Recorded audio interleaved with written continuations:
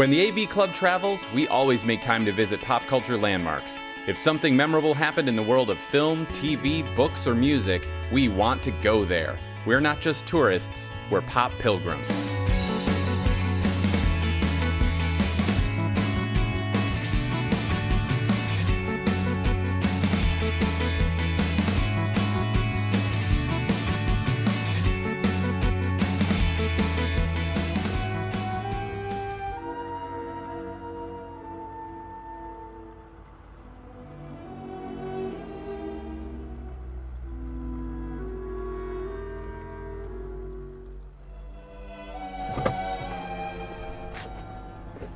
Now, pretty much everyone knows San Francisco's Lombard Street, the crookedest street in the world.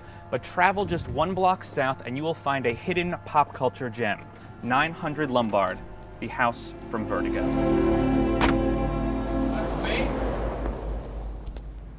Jeffrey M. Anderson of Cinematical.com. Tell us where we are and why we're here. We are at 900 Lombard Street, which is Jimmy Stewart's apartment in Vertigo. Jimmy Stewart plays Scotty, who is a retired police detective, and he's hired to follow this man's wife to find out what she's up to. He thinks that she may be in danger. And he follows her around for a while, and she jumps into San Francisco Bay. He rescues her and brings her back to his apartment, and that's the first time we see the apartment. He gets a phone call, goes to the other room, comes back, and she's gone. And then the next day in the film, she returns to his apartment to apologize. Madeline is unable to remember where the apartment was, and she finds it via the landmark of Coit Tower, which you can see out the front window when you're inside Jimmy Stewart's apartment, although I don't think it's really shot inside this building. Right up the block is the infamous stretch of... The crookedest street in the world. It is the crookedest street in the world, okay. Yeah. It's a go-to location for the city, but obviously because of the steepness of the hill and the weird crookedness of the hill, it's meant to be a metaphor for his vertigo and the way that everything is kind of, a little bit lopsided and a little bit dizzy for him. Let's take a walk over to the house and get a closer look. The house is a little different than the original movie. I think the roofers weren't there in the original movie. Yeah, that ladder wasn't there. Yeah, so that lot's changed.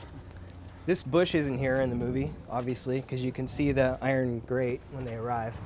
I have to look at the film again and see if there's a baby bush in there. This is the same bush 60 years later. Okay, so they painted the door. But it does have an old-fashioned door knocker on it and an old-fashioned doorknob. You guys know this is the house from Vertigo? You know the Hitchcock movie? Those guys don't know that they're working on a piece of film history. No. How is the geography of Lombard and of San Francisco used in the movie? It's a movie where there's a lot of following through the city. There's one character following another through the city, and so it's the sort of personality of the city comes through. It's pretty much the ultimate San Francisco movie. You think it's the ultimate?